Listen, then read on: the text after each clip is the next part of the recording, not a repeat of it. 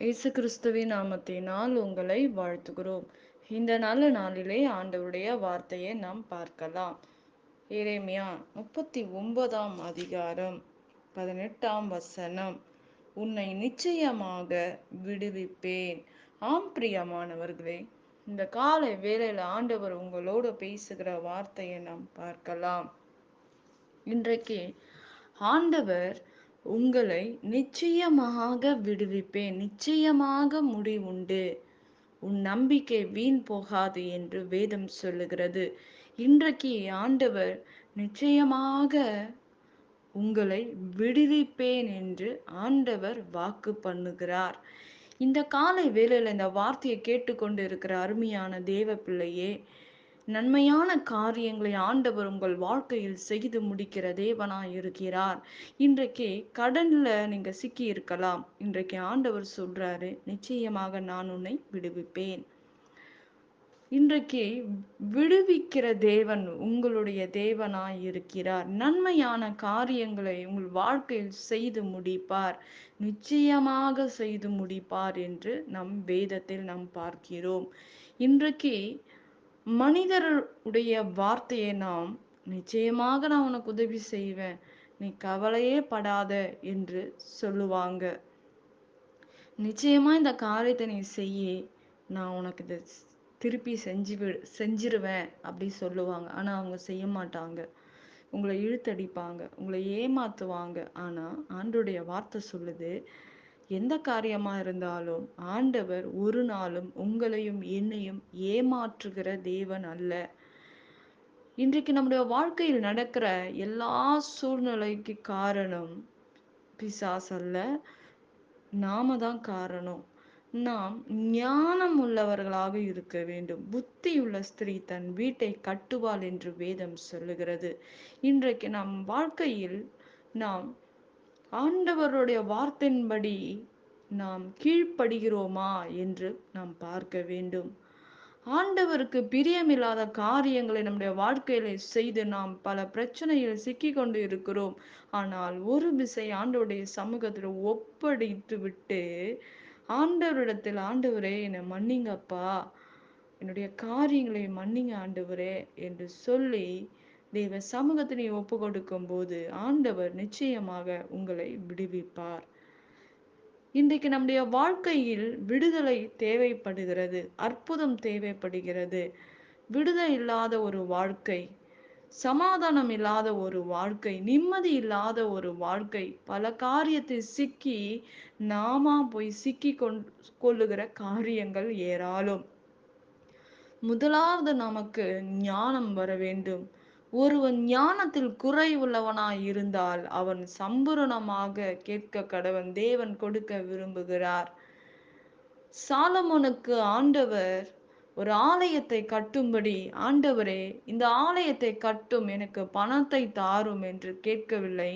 இந்த ஜனங்களை நடத்தும்படி இவைகளை செய்ய எனக்கு ஞானத்தை தாரும் என்று தேவ சமூகத்தில் அவன் ஞானத்தை கேட்டபடினால் ஆண்டவர் எல்லாவற்றையும் கூட்டி கொடுத்தார், எல்லாவற்றையும் ஆண்டவர் கொடுத்தார் என்று வேதம் சொல்லுகிறது. இன்றைக்கு நம்முடைய வாழ்க்கையில் ஆண்டவர் நம்முடைய வாழ்க்கையில் எல்லா ஆசீர்வாதத்தையும் வைத்திருக்கிறார். ஆனால் நம் வாழ்க்கையில் அதை பெற்றுக்கொள்ள முடியாதபடி நமக்குள்ளாக இருக்கிற தடைகள், நாம் சிக்கி கொள்ளுகிற காரியங்கள், கீழ்ப்படியாத காரியங்கள், ஒரு கணவன் மனைவிக்கு கீழ்ப்படியாத காரியங்கள், பெற்றோர்களுக்கு பிள்ளைகள் கீழ்ப்படியாத காரியங்களின் நிமித்தமாக அநேக காரியங்களில் நாம் சிக்கி கொள்ளுகிறோம். இன்றைக்கு நாம் யோசிக்க வேண்டும். அநேக ஒரு காலையில் எழுந்தவுடன் நாம் என்ன செஞ்சு கொண்டு இருக்கிறோம்? இந்த உலகத்தில் ஒரு மனிதனை நாம் நேசிக்கிற காரியங்கள் எப்பேற்பட்டதா இருக்கிறது. ஒரு மனிதனோட ஒரு அஃபேர் இருக்கும்போது காலையில எழுந்த உடனே அவங்க கிட்ட தான் பேசணும் நமக்கு தோணும். ஒரு நாள் முழுவதுமாக எவ்வளோ வேலை இருந்தா கூட நம்ம அவங்க கூட பேசுவோம். ஆனா வேதம் சொல்லுகிறது, இந்த உலகத்துல உள்ள மனுஷங்கிட்ட நம்ம இவ்வளோ நெருக்கமா இருக்கிறோம். ஆனா அந்த மனுஷன் நமக்கு நிரந்தரமான மனுஷனர்கள் அல்ல. நம்மை ஒரு வழியாக ஏமாற்றுகிற மனிதனை நாம் சந்திக்கிறோம் பிரியமானவர்களே. ஆனால் தேவன் அப்படிப்பட்ட ஒரு அன்பை நம்மிடத்தில் எதிர்பார்க்கிறார். அப்படிப்பட்ட அன்பை நீங்கள் கொடுக்கும்போது, ஒரு நாள் முழுவதுமாக ஒரு மனிதனுக்கு நாம் கொடுக்கிறோம். அந்த நே அதே போல ஆண்டவர் நம்மிடம் கேட்கிற காரியம், அ இதே போல ஆண்டவரோட நீங்க இடைப்படும்போது, நீங்கள் எந்த காரியத்துக்குள்ளாக சிக்கிக்கொள்ள முடியாது. ஆண்டவர் உங்களை அருமையாக நடத்துவார். நிச்சயமாக ஆண்டவர் உங்களை விடுதலையாக்குவார் என்று வேதம் சொல்லுகிறது. பிரியமானவர்களே, இன்னைக்கு ஆண்டவர் நம்முடைய வாழ்க்கையில் எதிர்பார்க்கிற காரியம், ஆண்டவர் ஒவ்வொரு நாளும் நம்மை நேசிக்கிறார், நம்மை நினைக்கிறார், நம்மோட கூட இருக்கிறார். நாம் அவரை நினைப்பதில்லை. ஒரு நாள், வாரத்தில் ஒரு நாள் நாம் நினைக்கிறோம். ஆலயத்துக்கு செல்லும்போது, இல்ல படுக்கறையில் வரும்போது, அப்படிப்பட்ட ஒரு ஜெபம் கூட நெறைய பேருடைய வாழ்க்கையில் இல்லை. ஆலயத்தில் வரும்போது மாத்திரம் ஜெபிப்பாங்க. ஆனா, மற்ற நாட்கள் எல்லாம் உலக காரியங்களுக்காக ஓடுகிறதை நாம் பார்க்கிறோம் பிரியமானவர்களே. ஆனால் ஆண்டவருடைய வார்த்தை சொல்லுகிறது, இரவும் பகலும் அவரை தேட வேண்டும். நாம் இரவும் பகலும் ஆண்டவரோட இடைபட வேண்டும் என்று ஆண்டவர் விரும்புகிறார்.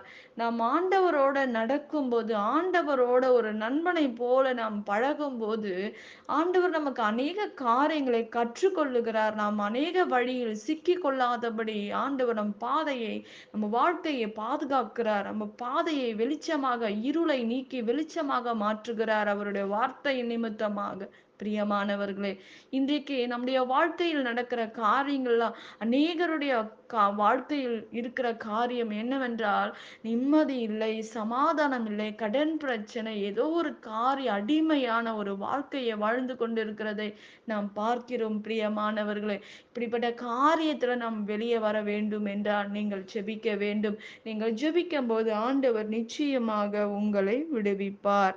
நாம் ஜெபிக்கலாம். பரலோகத்தில் வாசமாயிருக்கிற அன்பின் பிதாவே, உங்க நாமம் மகிமைப்படுவதாக, உங்க ராஜ்யம் வருவதாக. ஆண்டவரே, இந்த அருமையான வேலையை உங்க கரத்துல ஒப்பு கொடுக்கிறோம். ஆண்டவரே, எங்களை நிச்சயமாக நீர் விடுவிக்கும்படி நாங்கள் ஜெபிக்கிறோம். அற்புதங்களை செய்யுங்க, அதிசயங்களை செய்யுங்க.